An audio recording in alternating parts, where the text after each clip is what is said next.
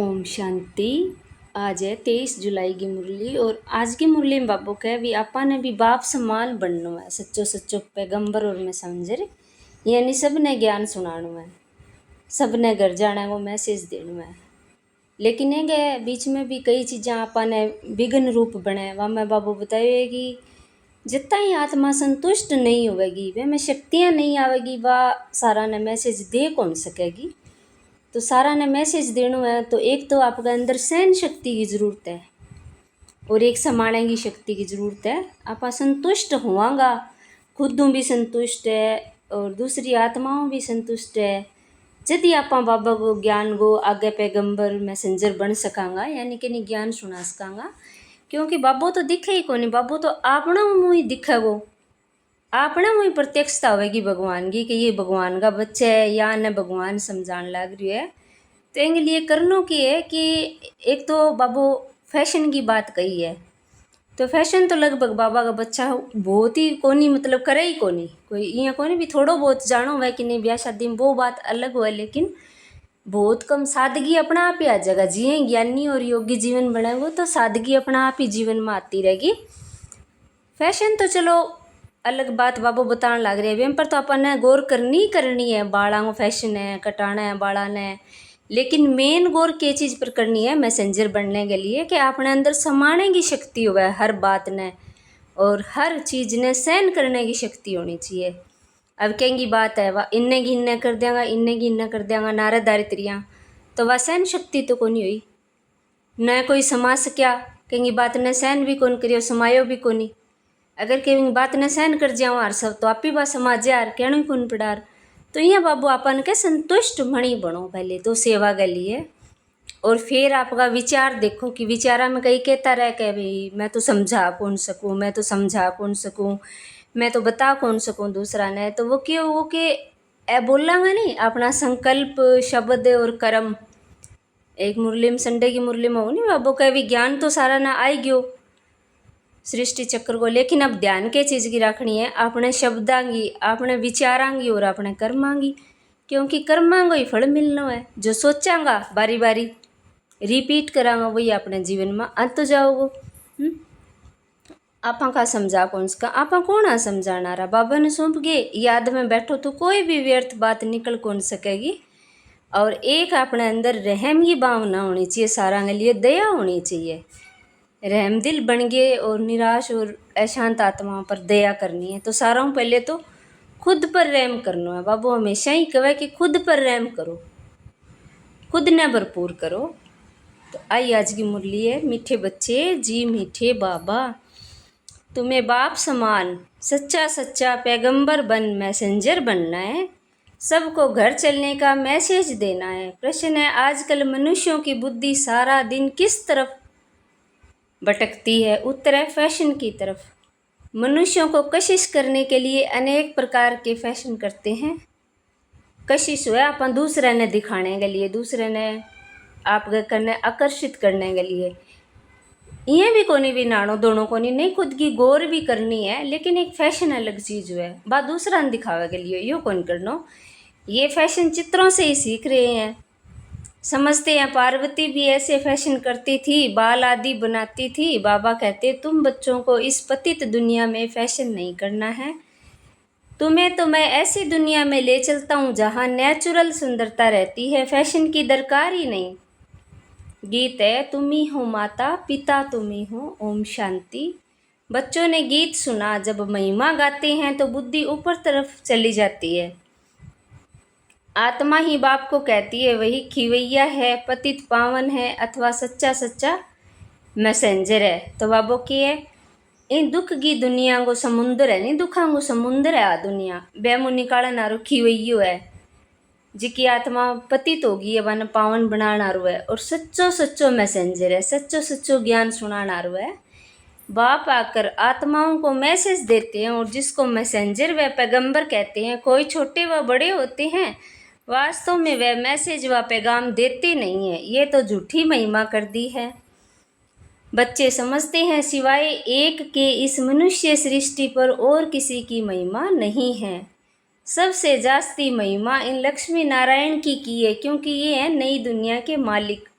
सो भी भारतवासी जानते हैं, दुनिया वाले सिर्फ इतना जानते हैं कि भारत प्राचीन देश है। भारत में ही देवी देवताओं का राज्य था। श्री कृष्ण को भी देवता यानी भगवान कह देते हैं, गॉड कह देते हैं।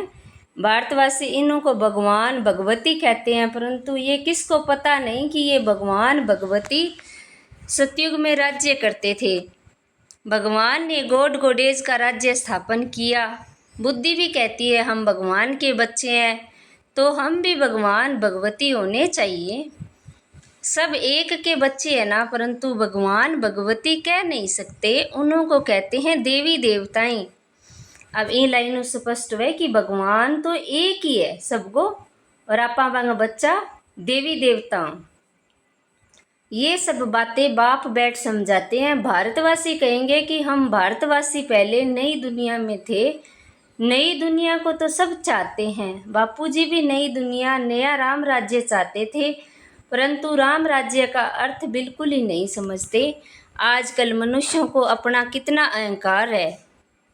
कलयुग में है पत्थर बुद्धि, सतयुग में है पारस बुद्धि, परंतु ये किसको समझ नहीं सकते। भारत ही सतयुग में पारस बुद्धि था, अब भारत कलयुग में पत्थर बुद्धि है। मनुष्य तो इनको ही स्वर्ग समझते हैं, कहेंगे स्वर्ग में विमान थे, बड़े बड़े महल थे। वह तो सब अभी के फैशन है। साइंस कितनी वृद्धि को पाई हुई है, कितना सुख है, फैशन आदि कितना है। बुद्धि सारा दिन फैशन पिछाड़ी ही रहती है। आर्टिफिशियल सुंदर बनने के लिए बाल आदि कैसे बनाते हैं, कितना खर्चा करते हैं, ये सब फैशन निकला है चित्रों से। आगे पारसी लोगों की स्त्रियां मुंह पर काली जाली पहनती थी कि कोई देख कर आशिक न हो जाए, इसको कहा जाता है पतित दुनिया। गाते हैं तुम ही हो माता, तुम ही हो पिता, तुम ही हो, परंतु ये किसको कहना चाहिए, माता पिता कौन है ये भी नहीं जानते। और माता पिता ने जरूर वर्षा दिया होगा, बाप ने तुम बच्चों को सुख का वर्षा दिया था कहते भी हैं। बाबा हम तो आप बगैर और किसी से नहीं सुनेंगे। अभी तुम जानती हो शिव बाबा की महिमा गाई जाती है। ब्रह्मा की आत्मा भी खुद कहती है हम सो पावन थे अब पतित बने हैं। अब ए जीवन में देख लो अपनी आत्मा जब 5 साल की जद के इतना अवगुण के जितना अब हो रहा अपने अंदर, तो आप भी पतित बन गया जिका पावन आ ए जन्म में। तो 84 जन्मा की तो बाबू सारी कहानी बतावा। ब्रह्मा के बच्चे भी ऐसे कहेंगे हम ब्रह्मा कुमार कुमारियां सो देवी देवता फिर 84 जन्मों के अंत में पतित बने हैं। जो नंबर 1 पावन वह नंबर 1 पतित, जैसे बाप और वैसे बच्चे। ये खुद भी कहते हैं, शिव बाबा भी कहते हैं मैं आता हूँ इनके बहुत जन्मों के अंत में।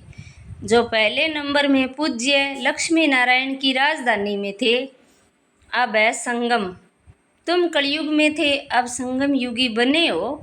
बाप संगम पर ही आते हैं। ड्रामा अनुसार बच्चे भी वृद्धि को पाते हैं। अब बच्चों को ज्ञान तो मिला है, हम सो देवता थे फिर क्षत्रिय वैश्य शूद्र बने हैं। सारे चक्कर को अच्छी रीति तुम जानते हो, ये तो बहुत सहज है। हमने 84 जन्म लिए, कईयों की बुद्धि में ये भी नहीं बैठता है। स्टूडेंट में नंबरवार तो होते ही हैं,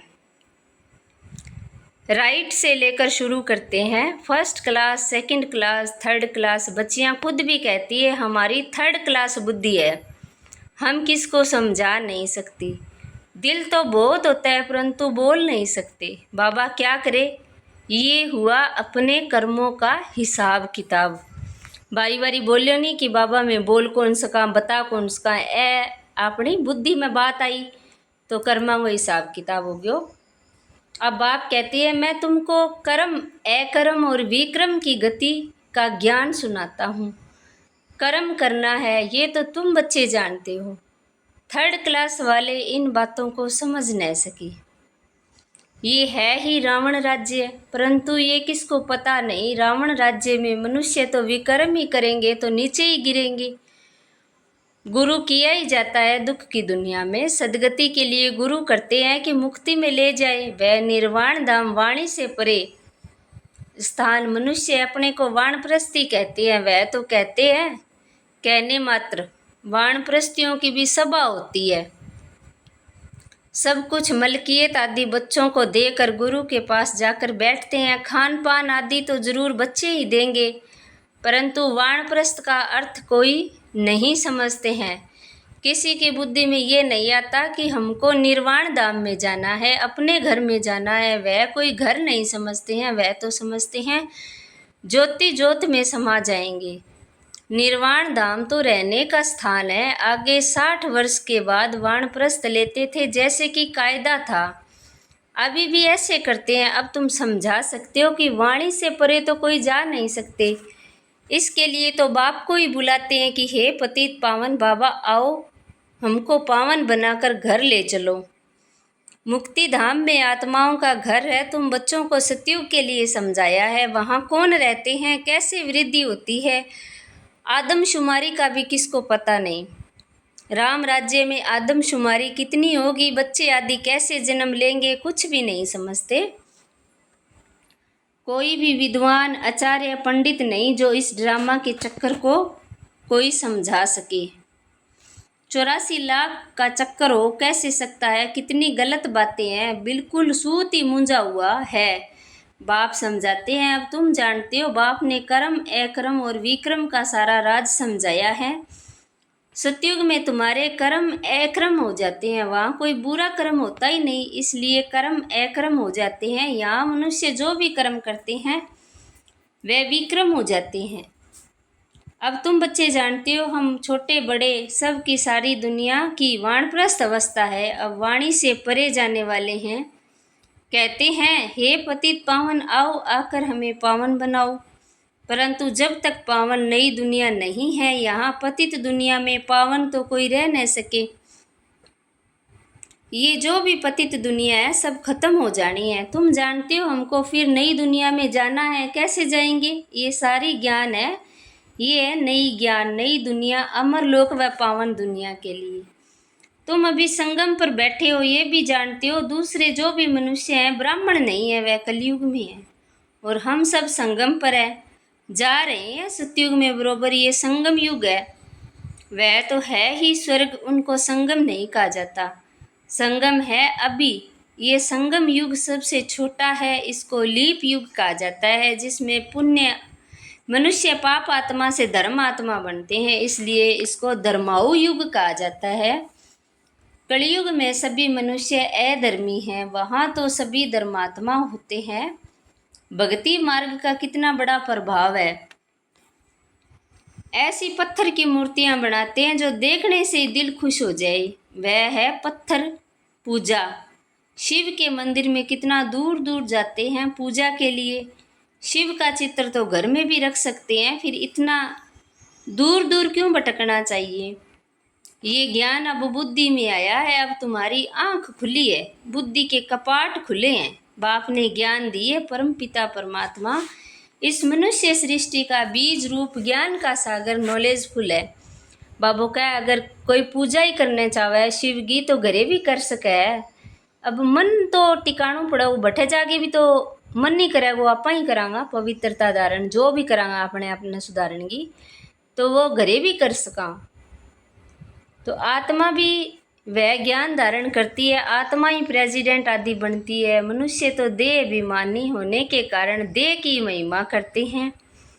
अभी तुम समझते हो आत्मा ही सब कुछ करती है। तुम आत्मा 84 जन्मों का चक्कर लगाए बिल्कुल ही दुर्गति को पाई हुई हो। अभी हम आत्मा ने बाप को पहचाना है, बाप से वर्षा ले रहे हैं। आत्मा को तो शरीर तो जरूर धारण करना है, शरीर बगैर आत्माएं कैसे बोले कैसे सुने। बाप कहते हैं मैं निराकार हूँ, मैं भी शरीर का आधार लेता हूँ। तुम जानते हो शिव बाबा इस ब्रह्मा तन से हमको सुनाते हैं ये बातें, तुम ब्रह्मा कुमार कुमारियाँ ही समझाते हो। तुमको अब ज्ञान मिला है, ब्रह्मा द्वारा आदि सनातन देवी देवता धर्म की स्थापना होती है, वही बाप राजयोग सिखा रहे हैं। इसमें मूंझने की बात ही नहीं। शिव बाबा हमको समझाते हैं, फिर हम औरों को समझाते हैं, हमको भी सुनाने वाला शिव बाबा ही है। अभी तुम कहेंगे हम पतित से पावन बन रहे हैं, बाप समझाते हैं ये है ही पतित दुनिया, रावण का राज्य है ना। रावण पाप आत्मा बनाते हैं, ये और कोई भी नहीं जानते। बल रावण का पुतला जलाते हैं परंतु कुछ भी समझते नहीं। सीता को रावण ले गया, ये किया, कितनी कथाएं बैठ लिखी है। जब बैठ कर सुनते हैं तो रो लेते हैं। वह सब दंत कथाएं। बाबा हमको विक्रमाजित बनाने के लिए समझाते हैं, कहते हैं माँ में कम याद करो, कहाँ भी बुद्धि नहीं लगाओ। शिव बाबा ने हमको अपना परिचय दिया है, पतित पावन बाप आकर अपना परिचय देते हैं। अब तुम समझते हो कितना मीठा बाबा है जो हमको स्वर्ग का मालिक बना रहे हैं। अच्छा, मीठे मीठे सिकिलदे बच्चों प्रति माता पिता बाप दादा का याद प्यार और गुड मॉर्निंग। रूहानी बाप की रूहानी बच्चों को नमस्ते। हम रूहानी बच्चों की रूहानी बाप दादा को याद प्यार गुड मॉर्निंग नमस्ते। शुक्रिया बाबा, शुक्रिया आपका, पद्मा पदम शुक्रिया आपका। आज की मुरलियों धारणा के लिए सार है। पहले कर्म, अकर्म और विक्रम की गति को जान, श्रेष्ठ कर्म करने हैं, ज्ञान दान कर धर्मात्मा बनना है। दूसरा ये वानप्रस्थ अवस्था है। इन अंतिम घड़ियों में पावन बनकर पावन दुनिया में जाना है। पावन बनने का मैसेज सबको देना है। वरदान है संतुष्ट मणि भव। किया बनना है। पास विद ऑनर बनने के लिए सर्व द्वारा संतुष्टता का पासपोर्ट प्राप्त करने वाले संतुष्ट मणि भव। जो बच्चे अपने आप से, अपने पुरुषार्थ व सर्विस से, ब्राह्मण परिवार के संपर्क से सदा संतुष्ट रहते हैं, उन्हें ही संतुष्ट मणि कहा जाता है। सर्व आत्माओं के संपर्क में अपने को संतुष्ट रखना व सर्व का संतुष्ट करना, इसमें जो विजयी बनते हैं वही विजयमाला में आते हैं। पास विद ऑनर बनने के लिए सर्व द्वारा संतुष्टता का पासपोर्ट मिलना चाहिए। ये पासपोर्ट लेने के लिए सिर्फ सहन करने व समाने की शक्ति धारण करो। स्लोगन है रहम दिल बन सेवा द्वारा निराश और थकी हुई आत्मा को सहारा दो। तो रहम दिल की भावनाओं, थकेड़ी और निराश आत्माओं ने सहारो देना है।